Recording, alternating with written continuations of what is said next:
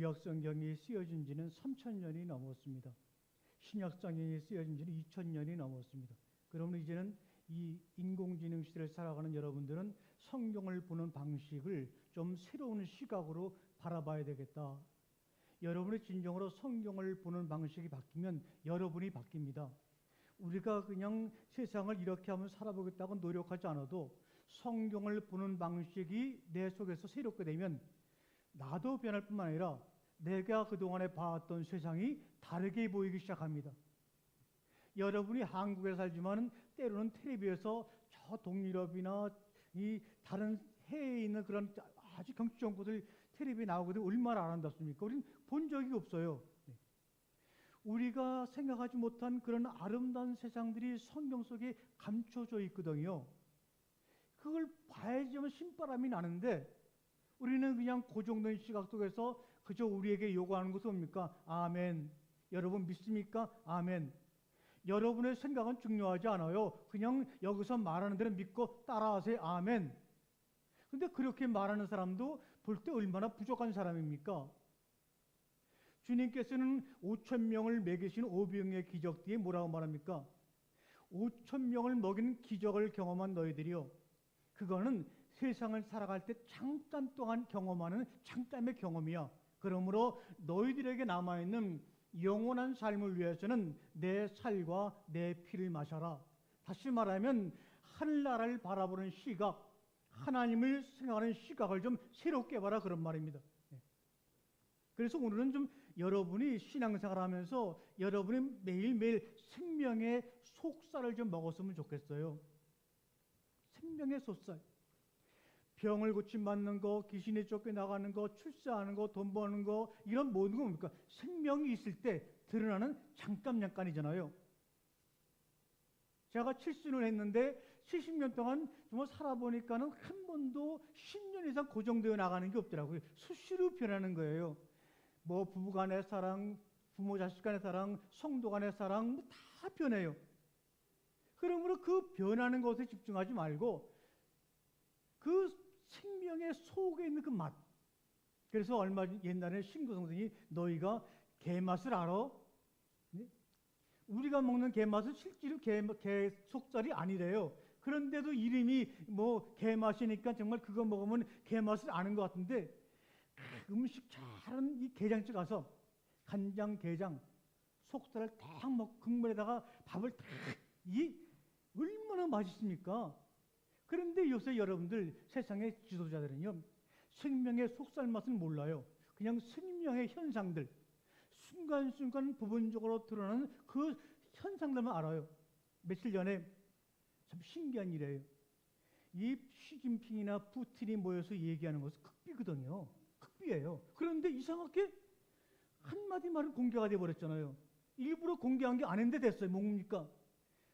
시진핑, 김정은이 셋이 쭉 걸어가면서 대화를 나누는 거예요. 들어보셨죠? 텔레비에서.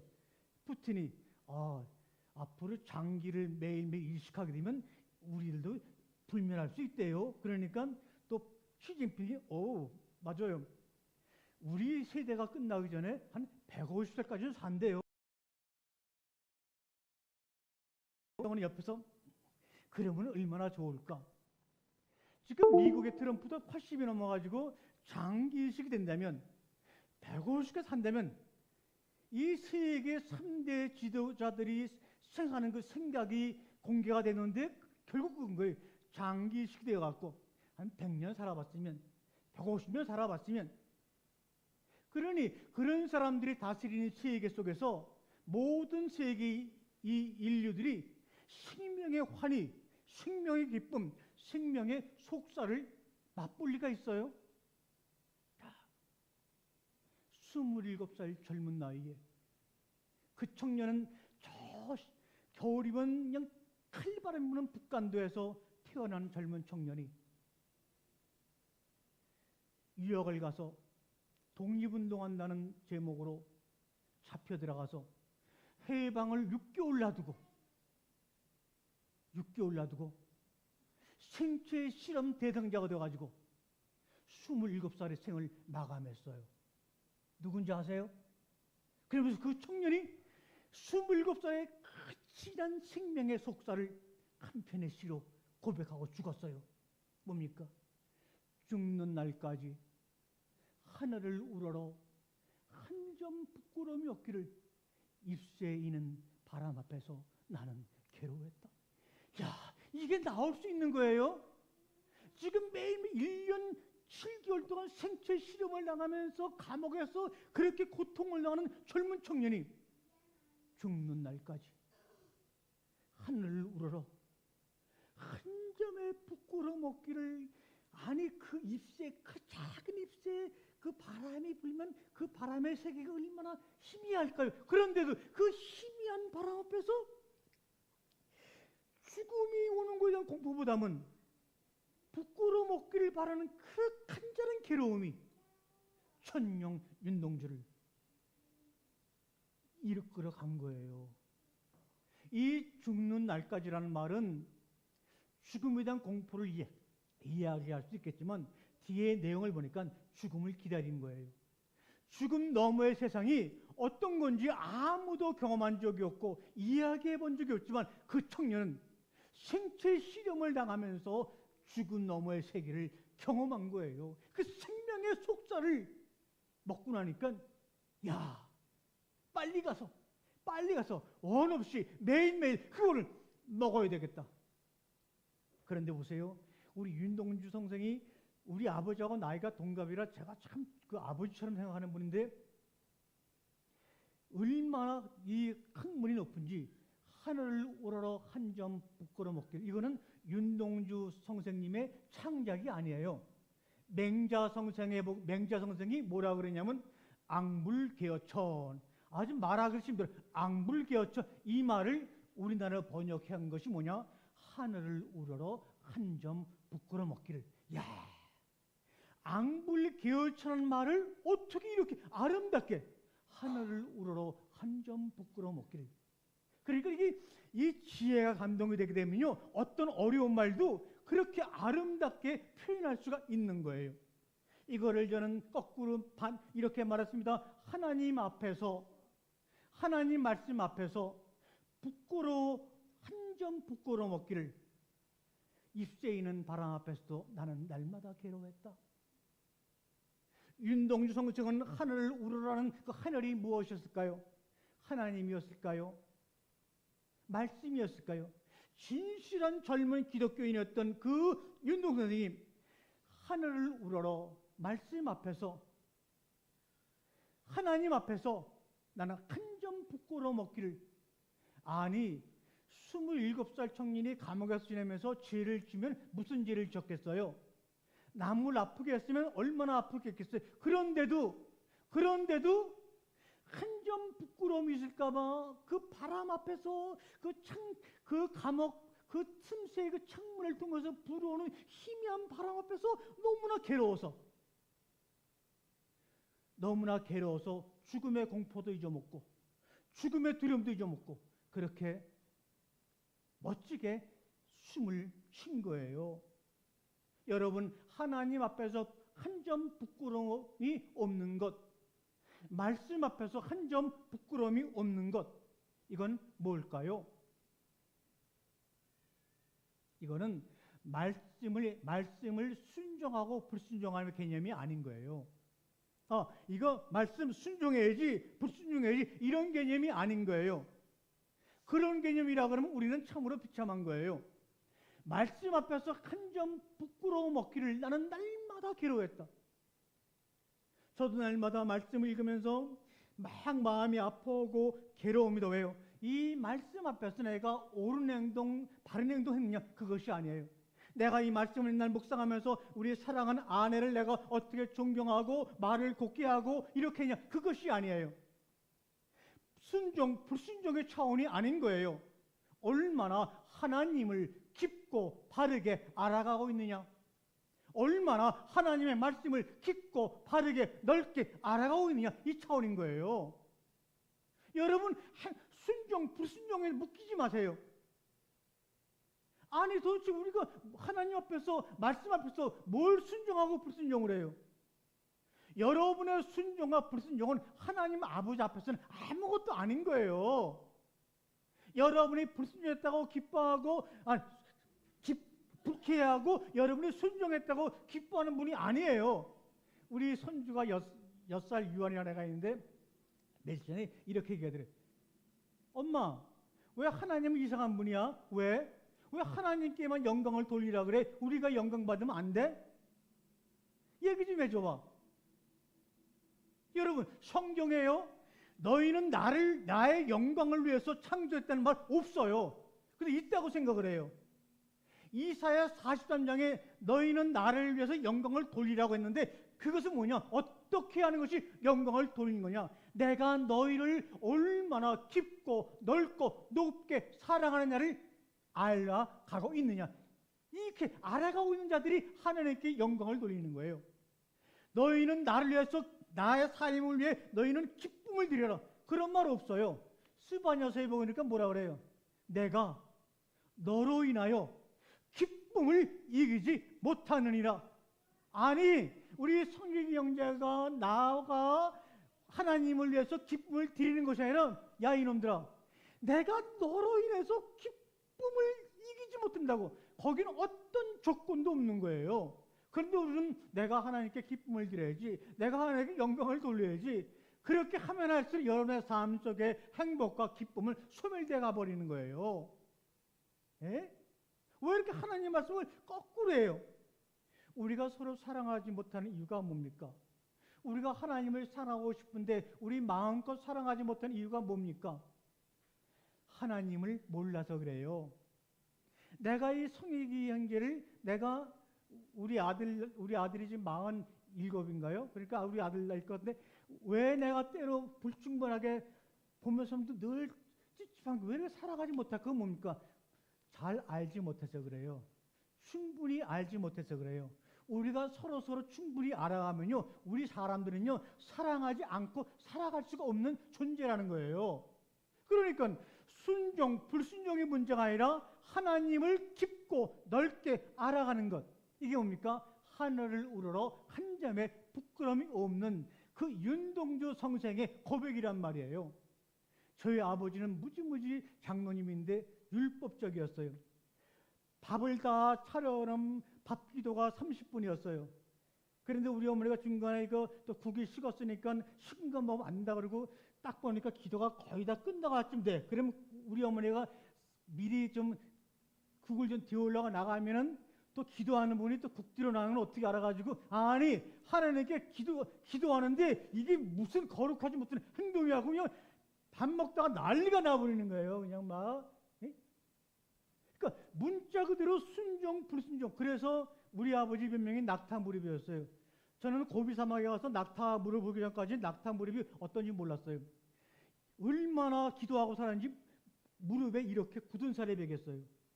돌아가실 때까지 늘 정한 이 전도지를 들고 지하철 어디 가서 그 80이 넘는데도 꼭 전도하셨어요. 그걸 보여주셨어요. 참으로 좋았어요. 근데 따라갈 길이 없는 거예요. 나는 지금까지 기도했어도 영골은 날아가고 아파도 무릎에 굳은 살이 안 배겠어요. 기도도 못 따라가지요. 전도하는 것도 못 따라가지요. 뭐 아무것도 못 따라가요. 그래서 늘 마음속에 부족함과 미안함이 있어요. 그런데 윤동주 선생님은 저에게 마음의 아버지였어요. 죽는 그날까지 하늘을 우러러 한 점 부끄러워 먹기를 입새 이는 바람 앞에서 대로했다는 그분 이 신앙 구절이 아버지 율법적인 신앙을 뛰어넘는 사고를 저에게 키워주었어요. 서로 모르기 때문에 사랑하지 않는 거예요. 알 길이 없잖아요. 맨날 부부끼리 만났어도 스마트폰 각자 보고 있고, 커피숍에 가도 스마트폰 각자 보고 있고, 밥을 먹어도 아버지는 아버지, 엄마는 엄마, 애새끼들은 애새끼들 다 스마트폰 보고 있고, 도대체 알아갈 길이 어디 있어요? 교회 오더라도 그냥 뭐 알아갈 길이 없는 거예요. 자, 보세요. 뭐가 보이죠? 교수님의 뭐가 보여요? 여러분 어디에 주목하고 싶어요? 어디에 주목하고 싶어요? 그 사람들 이렇게 하면 점에 주목한다고요? 성경이 66권인데 우리는 성경을 읽어나갈 때 그 흰 종이 위에다가 검게 인쇄한 요거, 인상 긁기가 점이란 말이에요. 왜 여러분, 제가 이렇게 보였지만 검은 점을 보라고 얘기한 건 아니에요. 흰 여벽을 보라는 거예요. 흰 여벽을 바라보게 되면요, 무한한 상상력이 막 생기는 거예요. 무한한 꿈이 생기는 거예요. 이 검은 점을 기준으로 해갖고 이 빈 여백에다가, 빈 내 인생에다가, 남아있는 내 인생의 빈 이 여백에다가 내가 뭐를 그려나갈까? 그래서 요한복음을 보면은 요한복음 21장이 마지막 장인데 21장 25절이 마지막 절이에요. 뭐라 그러는지 아세요? 읽어드리겠습니다. 예수님께서 행하신 일이 이 외에도 너무나 많으니 만일 낱낱이 기록된다면 온 세상이라도 이 기록된 책을 두기에 어떠다고요? 부족하다. 이렇게 말씀하셨어요. 그러니까 우리가 들고 다니는 이 성경 말고 정말로 주님이 하신, 하나님이 우리를 위해서 이루신 모든 이야기를 기록한다면 이 지구 땅덩이에다가 책을 다 쌓아놔도 부족하대요. 그런데 우리는 여기다가만 집중하고 살았어요.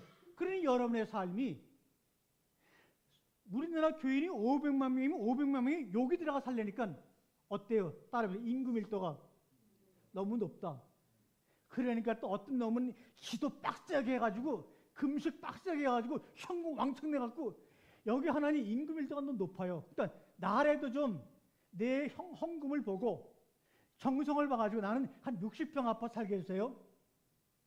쟤는 별로 헌신 안 했으니까 개털 모자니까 쟤는 그저 한 행복주택 한 5평 살게 해주세요.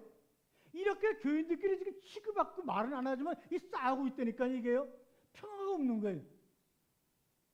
그냥 무슨 뭐 편의점도 아닌데 그냥 대형 교회는, 여러분 이 세상에 엘로힘이라는 말을 번역한 것이 하나님, 고투, 갓 이렇게 번역했는데 그 엘로힘이라는 하나님을 번역한 바에 중에서 가장 좋은 말이 저는 우리나라 하나님이에요.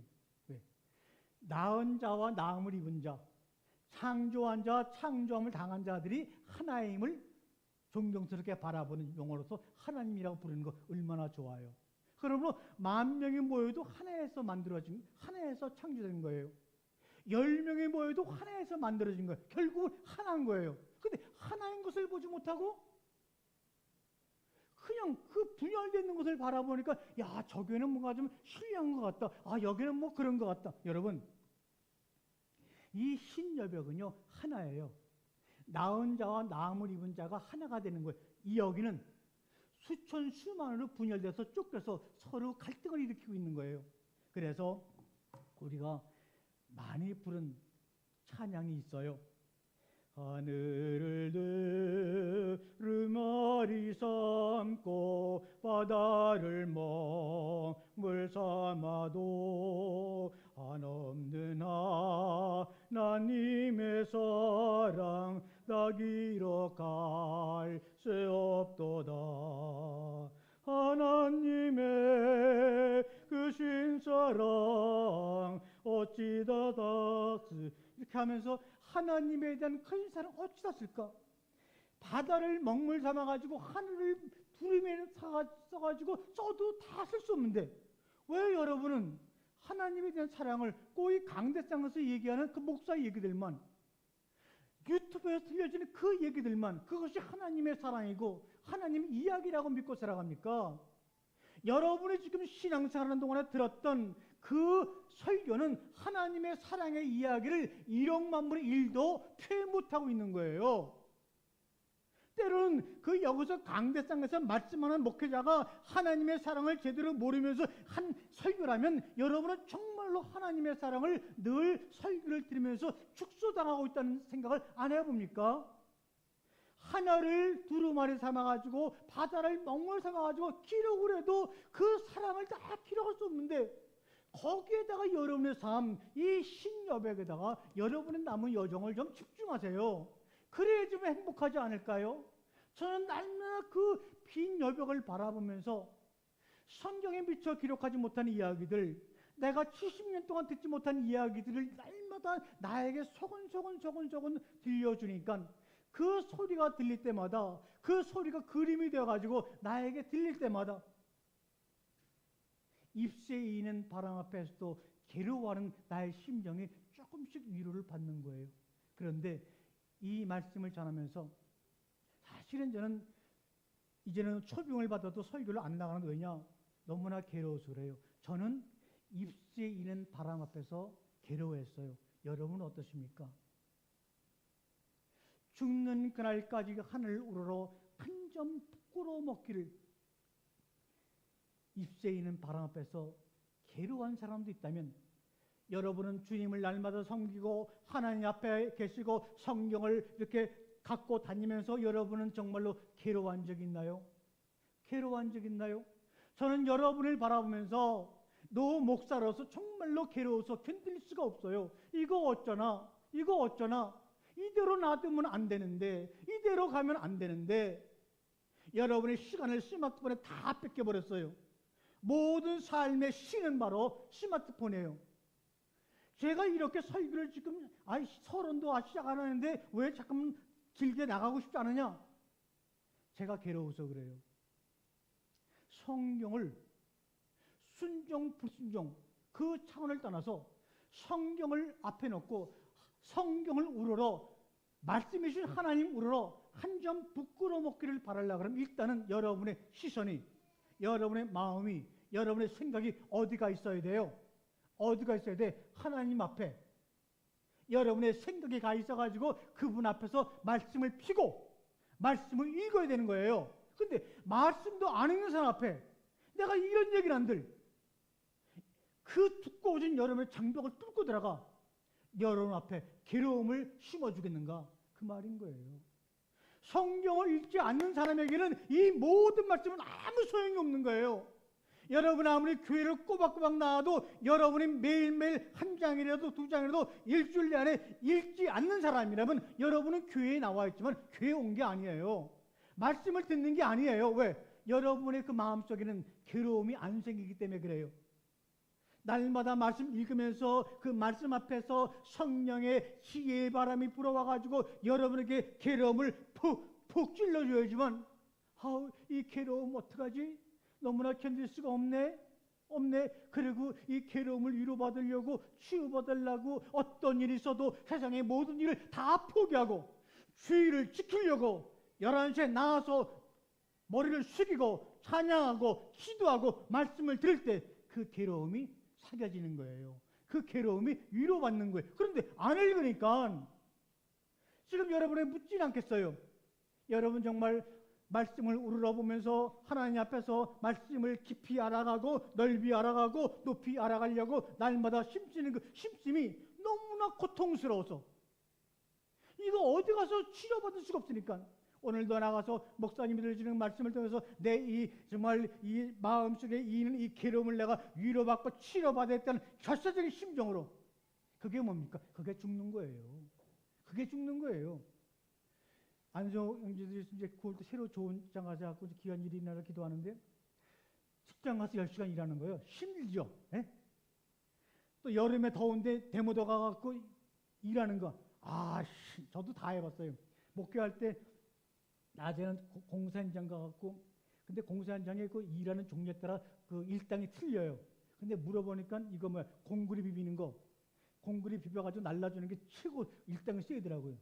이양 고생하는 거 내가 좀 더 고생하면 우리 와이프한테 일당을 갖다 줬구나. 그리고 왜 여자들이 아줌마들이 공구리를 딱 비벼갖고 이고 하는데 이거 뭐 콧노래 부르고 이고가 야 아줌마도 저렇게 이고 하니까 나야 뭐 이 정도. 그리고 이거 해보니까 시멘트 모래 물하고 한 10분 섞으니까 양쪽 팔 어깨가 뿜뿌가져 나가고 이걸 또 해갖고 이 들고 3층까지 그때는 이 포크리 이런 게 없어요. 3층까지 이러고 기어 올라가갖고 3번 기어 올라가니까 못하겠어요. 그런데 일당은 타고 가야 하는데 너무나 부끄러우니까 일당도 포기하고 몰래 일하다 도망쳐 나왔어요. 왜? 너무 창피하잖아요.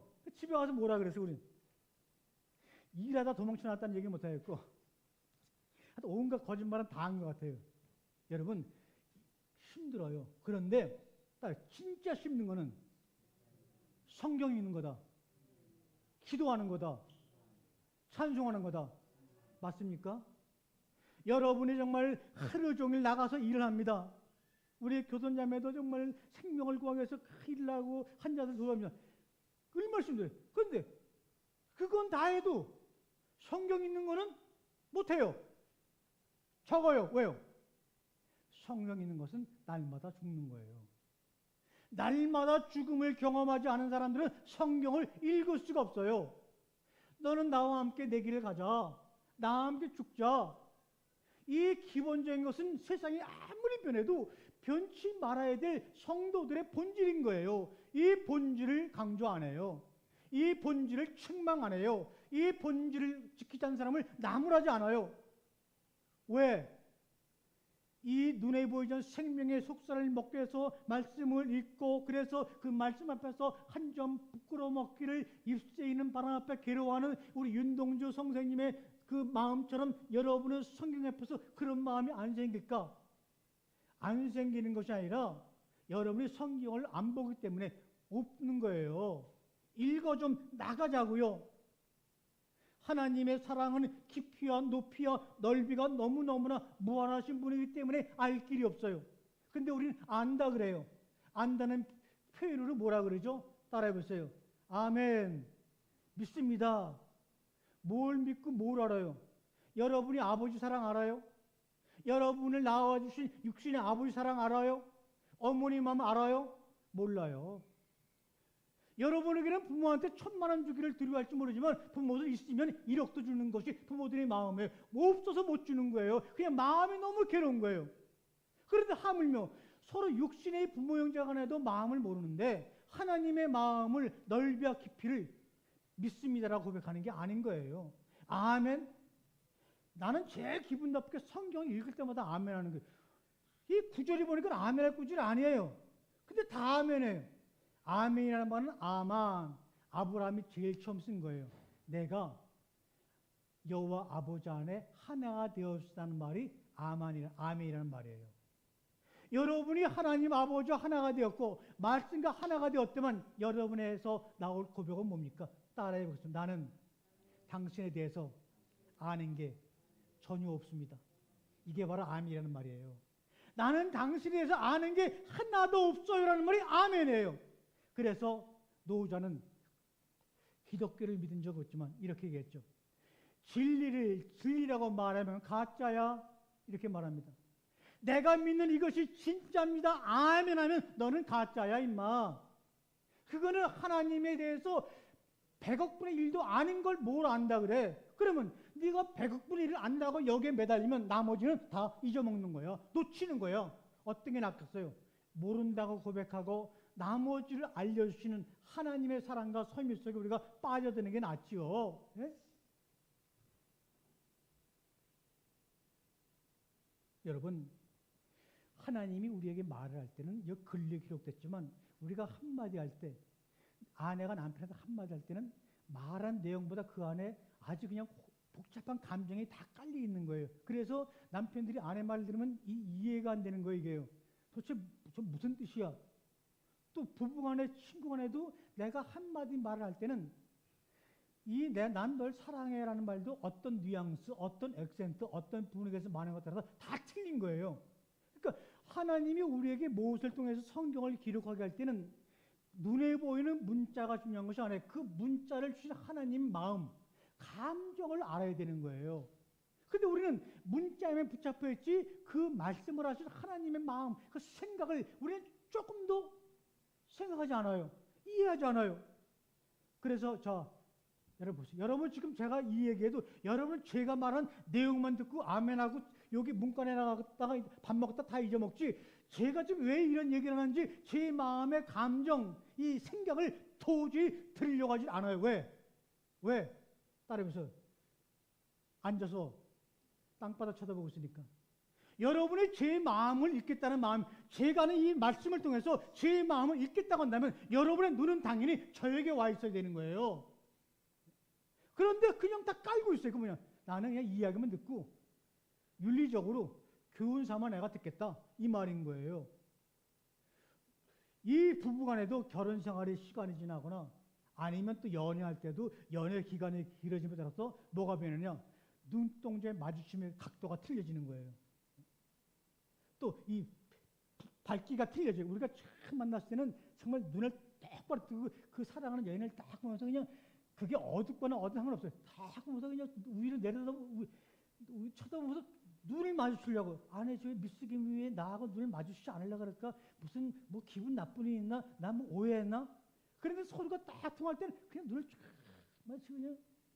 그리고 눈을 마주치는 눈빛만 나오고 다른 것은 좀 집중이 안 되도록 불도 약간 희미한 데가 갖고 반짝반짝 하는 눈을 쳐다보면서 미스김 오늘 우리가 좀 이 눈을 근데 이 결혼 생활이 지나면은요 저희가 결혼 생활이 46년 되고 46년 그 눈동자 마주치기가 하나님 만나기부터 어려울 때가 있단 말이에요. 눈동자를 안 마주치는 거예요. 성도들도 성교회가 인원이 적어도 생기가 있고 미래의 비전이 있는 교회는 뭡니까? 성도들이 눈을 마주치는 거예요. 처음에는 일부러 그랬다가 나중에는 자연스럽게 눈을 마주치는 거예요. 그래서 제가 이제 어떨 때는 한번 저 뒤에 서 있어 봐요. 성도들 들어오니까 눈을 마주치는지 저기서부터 내가 있는 걸 보고 눈을 깔고 들어올지 딱 결정을 해요. 거의 한 0.1초 걸려요. 근데 거의 다 99.9%가 다 눈을 깔고 들어와요. 인사 안 해요. 아는 척 안 해요. 그러니까 인사도 안 하니까 눈을 마주치지 않는 것은 당연한 거 아니에요. 이래갖고는 아무리 프로그램이 있어도 아무리 좋은 소리가 있어도 이 교회는 비전이 없는 거예요, 여러분. 그래서 하나님이 모세에게 뭐라 그랬냐? 야, 모세야. 너 내 눈을 쳐다보면 뭐라 그랬어요? 너는 산다, 죽는다. 너 내 눈을 쳐다보면 내 얼굴을 보게 되면 모세야, 넌 죽어. 이 얘기를 듣고 모세가 도대체 하나님 무슨 말씀하시는 거예요? 기껏 모세야, 모세야, 나 여기 있느냐고 나를 불러놓고 내 얼굴을 보면은 죽는다고? 이게 무슨 말이야? 여러분 그 성경 출애굽기에서 읽으셨죠? 그게 무슨 말이에요? 왜 모세를 그냥 그 불러놓고 오니까는 너 내 얼굴 보면 죽어. 야, 죽여. 자, 죽여. 뭐 조폭도 아니고. 왜 그랬을까요? 여러분, 제가 여러분 얼굴 쳐다보면 안 죽어요. 여러분이 제 얼굴 쳐다보면 안 죽어요. 근데 한 번은 죽어야 돼요. 뭐냐? 그 말은 이런 말이에요. 너 모세가 내 얼굴을 보는 순간 모세 네가 가졌던 나에 대한 믿음이 다 죽는다. 네가 내 얼굴을 보는 순간 나에게 가졌던 모든 통념이 다 죽어버린다. 이 말이에요. 네가 40년 동안 왕국에서 왕자로 살고 40년 동안 미디안 강야에서 정말 처가살이 하면서 그렇게 고생해서 하면서 정말 가지고 있던 하나님이라는 그 생각, 하나님은 이런 분이라는 생각을 네가 내 얼굴을 보는 순간 다 사라지고 말 거야. 그래도 내 얼굴을 쳐다보겠니? 이 말인 거예요. 왜? 그동안 모세가 40년 동안 처가살이 하면서 가지고 있던 하나님에 대한 개념은 뭐겠어요? 하나님 나 처가살이 좀 피하게 해주세요. 나 광야에서 벗어나게 해주세요. 그저 그냥 생명의 겉의 모습만 얘기하고 있었을 거 아니에요. 하나님 우리에게 생명의 내 피와 내 살을 마시라고 하는 그 생명의 속살을 먹이고 싶어 하는데 그냥 겉의 것만 갖고 이게 하나님이야. 그런데 아니야 이게 하나님이야. 이러면 서로 맨날 그 미디안 광야에서 싸움 막질만 하는 거예요. 지금 우리 교단 교회들의 모습하고 똑같은 거예요. 네가 오르니 내가 오르니. 왜? 뭘 갖고? 하나님은 이런 분이야. 하나님은 저런 분이야. 처음에 선교사를 했을 때 대박나게 싸운 게 뭡니까? 이 엘레는 뭐라고 얘기할까? 아니야. 하나님, 천주, 상제 이래가지고 한 10년 동안 피차주게 싸운 거예요. 그래서 언더드 목사님이 좀 이렇게 몇 년 동안 그러니까 하나님이라 부를까 상제라 부를까 천주라 부를까 하는데 어떻게 좋겠어. 그러니까 이 언더드 목사님 사모님이 그냥 하나님이 발음하기 좋네. 그래야 하나님이라 했다는 얘기도 있어요. 여러분이 하나님의 얼굴을 바라본다고 하는 겁니까? 내가 그동안에 믿었던 하나님, 내가 그동안에 알고 있는 말씀, 그런 모든 것을 당신 앞에 내려놓겠습니다. 그런 말이에요. 그런 여러분의 그 믿음, 알고 있음을 다 포기하고 내려놓을 때, 그때 하나님 얼굴이 마주치는 거예요. 그때 여러분이 생각지 못한 놀라운 하나님 나라 이야기가, 하나님의 사랑이 여러분 삶 속에 무한정 막 몰려들면 야, 이거 감당 못하는 거예요. 감당 못하는 거예요. 네?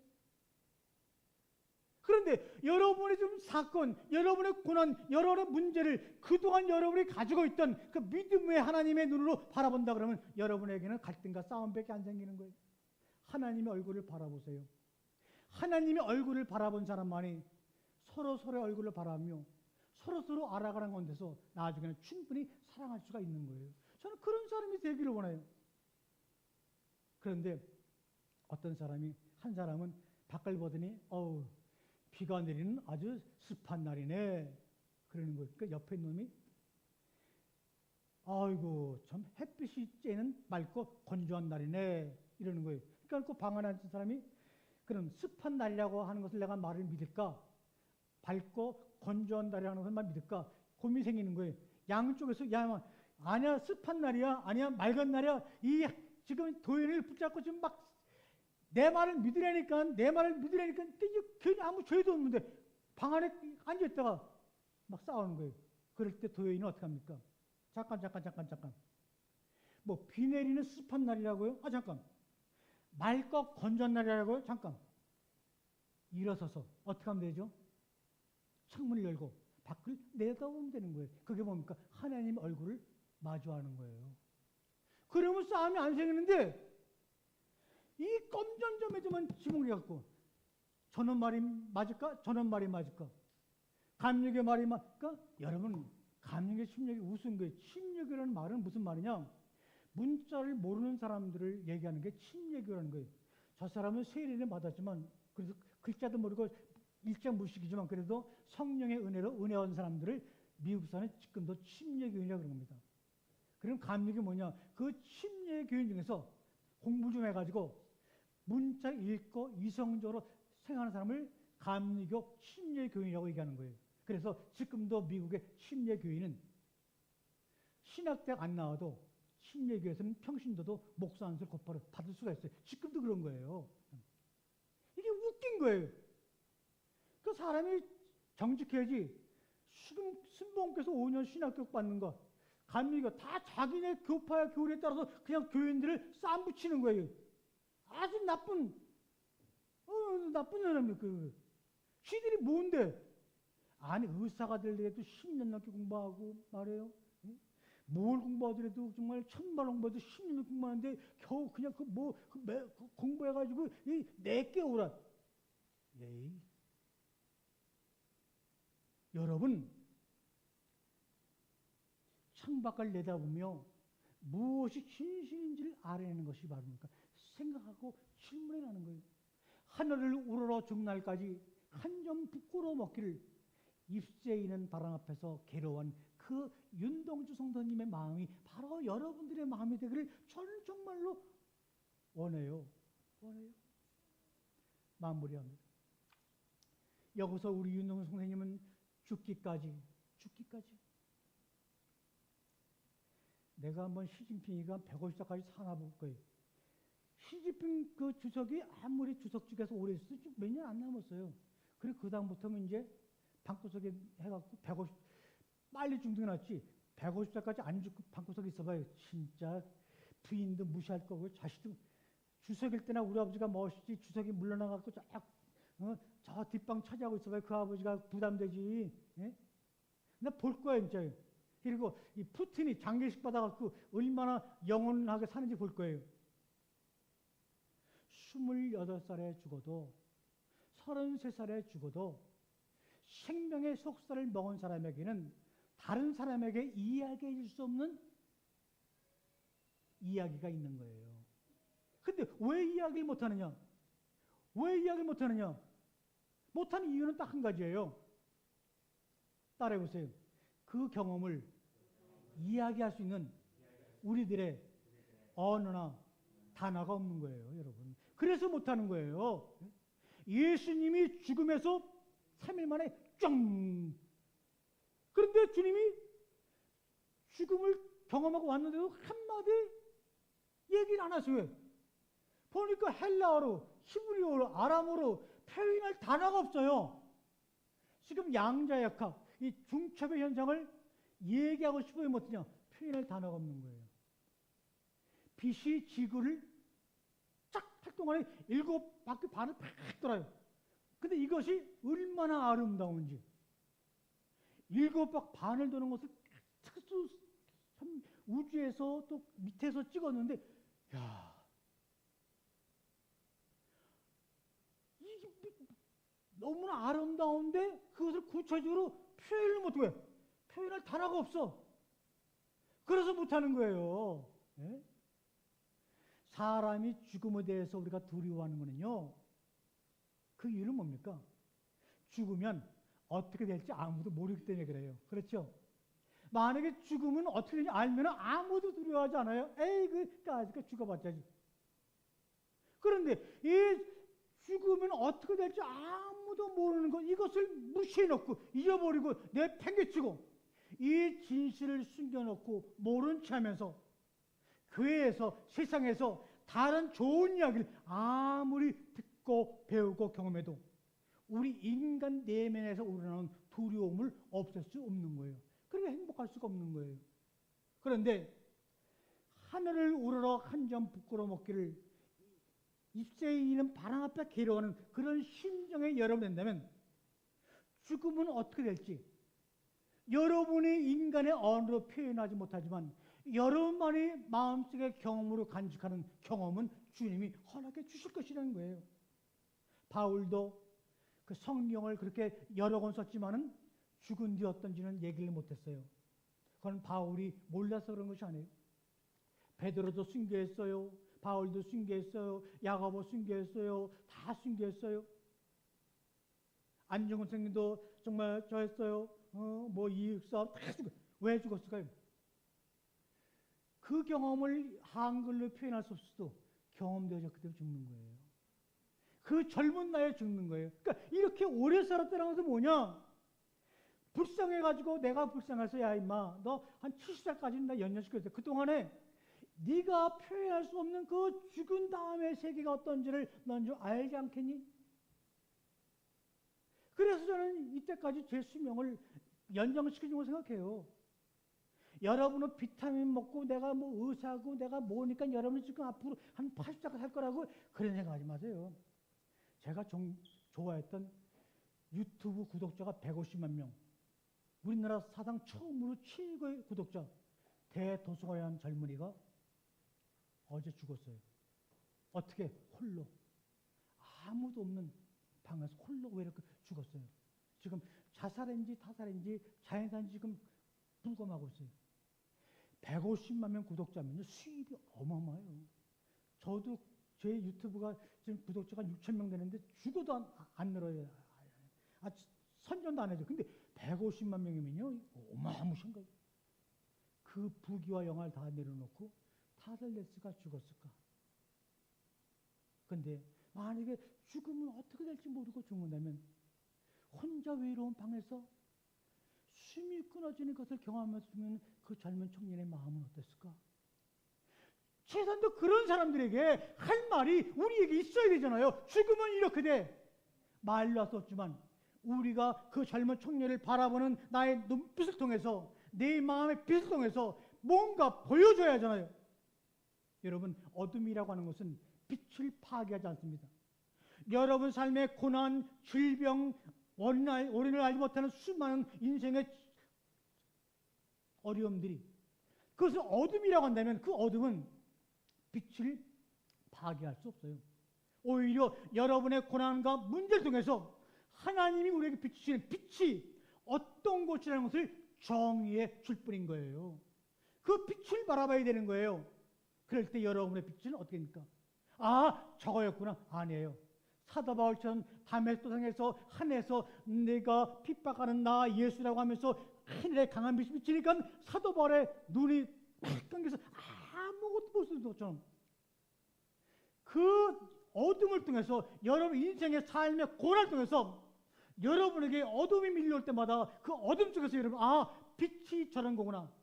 여러분의 눈이 감길 때 내가 아는 거, 내가 판단하는 거, 내가 분별하는 거, 내가 믿고 있는 거, 내가 하나님께 간구하는 이 모든 것들은 하나님이 나를 향해 준비하신 것에 1억 분의 1도 안 되겠구나. 나는 모르는구나. 내가 모른다는 것에 대한 그 자각이 일어날 때 여러분의 삶에 기쁨이 있는 거예요. 여러분 이렇게 걸어갑니다. 걸어가면 여기 뭐가 생겼어요? 그림자가 보이죠? 여러분 인생의 그림자가 드리울 때가 있어요. 사는 동안에 수십 번 그런 그림자가 드려져요. 정말 너무너무나 살기 싫을 때가 있어요. 저도 20대 한창일 때 하나님은 이렇게도 믿어보고 저렇게도 믿어보고 별짓 다 해보고 다녔는데 도저히 하나님이 마음에 평화를 안 주는 거예요. 얼마나 죽음의 공포가 세는데 죽음의 공포보다 그 마음의 갈등이 큰지 죽어버리죠.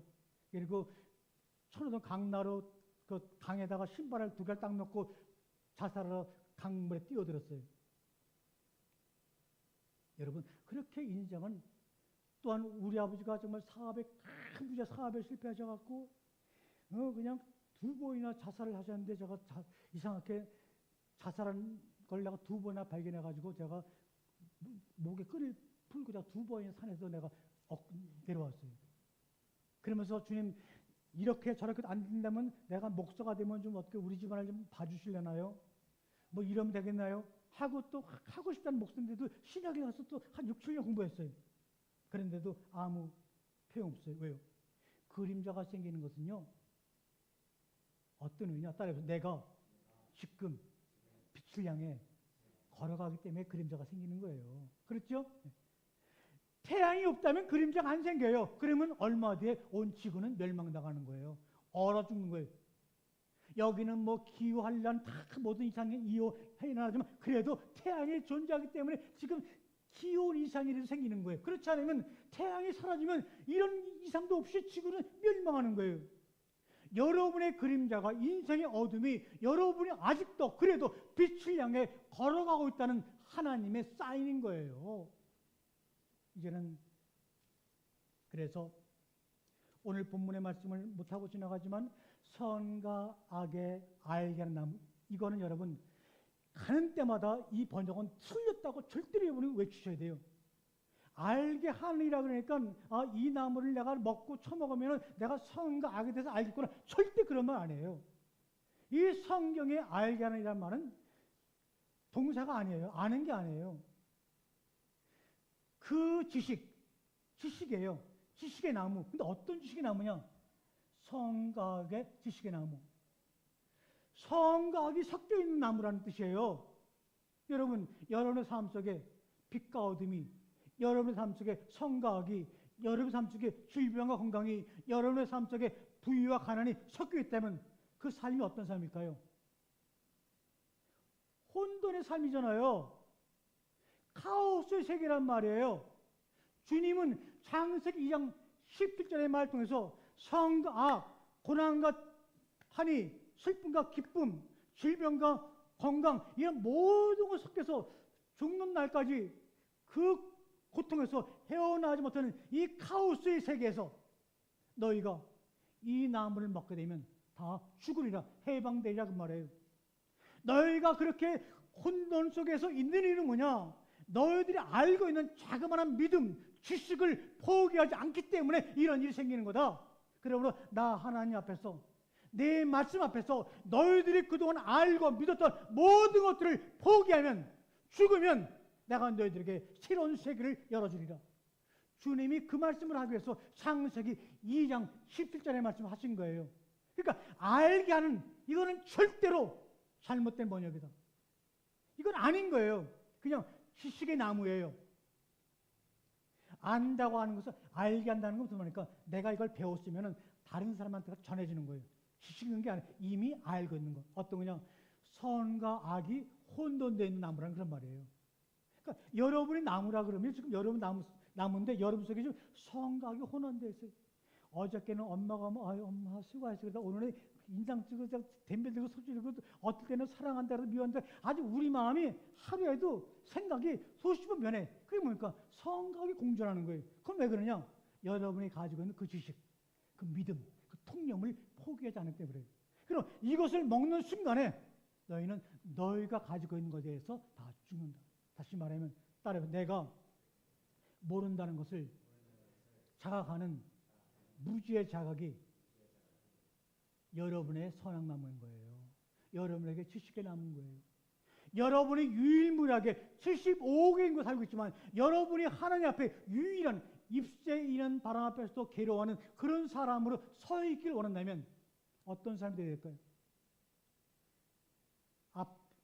델포에 있는 아폴로 신전에서 사람들이 이 세상에서 누가 가장 지혜로운 사람입니까? 라고 물어봤을 때 그 아폴로 여신이 이렇게 얘기하죠. 소크라테스라는 사람이 가장 지혜롭다. 아니, 그 무식한 글도 읽지 못하는 소크라테스가 왜 그렇게 유명합니까? 했더니 그는 이 지구상에서 유일하게 자기가 아는 것이 아무것도 없다고 알고 있는 사람이다. 하나님은 세상의 다른 이방신들도 인정하는 거예요. 다시 시작해보죠. 우리 새롭게 다시 한번 걸어가 보죠. 여러분이 그렇게 무지하다, 완전히 무지하다고 하는 것을 깨닫고 나 아는 것이 아무것도 없다. 이제는 하나님 앞에서 말씀을 우러러 삼아 한 잔 부끄러 먹기를 내가 정말 성령의 주는 지혜에 따라서 늘 괴로움 속에 살다가 여러분 아프다가 어느 날 안 아프게 되면 하면요, 여러분 저는 이제 무릎에 이 발목에 연골이 없어요. 그래서 걸어다니기가 너무너무 힘들어요. 그런데 어떨 때 이상하게 날씨가 좋아가지고 걷는데 막 이상해요. 이러면 기쁨이요. 너무너무 좋은 거예요. 여러분이 일주일 동안 그 말씀 앞에서 저 성령의 감동으로 한 말씀 한 말씀 읽어가면서 새로운 여러분의 어떤 그것을 알아가는 가운데서 여러분 마음속에 괴로움이 생길 때 이 괴로움이 빨리 치료됐으면 좋겠다고 해서 여러분이 교회 나와서 성도들의 얼굴을 쳐다보고 찬양을 하고 기도하고 말씀 듣는 순간에 그 통증이 사라지는 기분을 느끼면요, 일주일은 가요. 저는 그런 무지의 자각이 난 아무것도 모른다. 왜요? 주님이 아담을 창조하고 가인, 아벨, 에노, 무슨 레아, 무슨 아브라함, 이삭, 노아 수백만 명의 사람을 봤더니 이것들이 나에 대해서 잘 안다고 하면서 서로를 미워하고 경계하고 죽이고 온 것을 하니까 이들을 내가 구원하는 길은 이제는 내가 선악과를 먹여서 죽이는 길밖에 없구나. 그것이 아담 이후에 수만 년이 지났는지 수천 년이 지났는지 몰라요. 하여튼 오랜 세월이 지난 다음에 저 병을 고치는 길은 선악의 나무를 먹고 저희들이 죽는 길이다. 알고 이 나무를 먹으라고 말씀하신 거예요. 하나의 비유죠. 저는 여러분이 그렇게 오늘 이 시간이 인생을 새롭게 시작하는, 그래서 나도 변하고 세상도 변하고 저 성도가 내가 변한 것을 인정하며 서로 공감할 수 있는 그런 하모니가 일어나고, 여러분이 주님 앞에서 그 말씀을 하나하나 읽어나가보다 그 말씀의 단어들이 하나의 멜로디가 되어서 하나의 음절이 되어서 하모라고 연주라는. 어저께 이 양평 그 갤러리를 갔더니 한쪽 구석에서 물고기가, 어항에 물고기가 있는데 물고기가 이렇게 파릇파릇 움직이면은 움직이는 그 힘에 따라서 음악이 연주가 되더라고요. 인공지능으로. 근데 그냥 물고기가 움직이고 맞는데 물고기가 움직일 때마다 그 움직이는 힘에 따라서 그 음이 생겨가지고 막 음악이 나오는 거예요. 이건 우리가 지금 아직 못 듣는데 걔네들은 그 음악을 연주하고 있었던 거더라고요. 여러분의 한 걸음 한 걸음 그 괴로움의 고통과 괴로움의 강구함이, 그것이 정말 여러분 눈에 안 들리지만 여러분이 그분 앞에서 정말 입새 있는 바람 앞에서 괴로움을 느끼는 성도가 된다면, 말씀을 묵상한다면 여러분의 움직임이 상대방에게 아름다운 멜로디가 되어가지고 아름다운 음절이 되어가지고 그들에게는 여러분의 침묵을 지키고 있어도 힘을 준다니까요. 좀 그런 하나님의 나라가 우리 헤이스 교회에서 일어나기 위해서는 우리가 성경으로 돌아가자. 말씀을 보자. 말씀을 보자. 이거는 저도 몰라요. 하나님과 여러분 사이의 결단입니다. 기도하겠습니다. 하나님 아버지,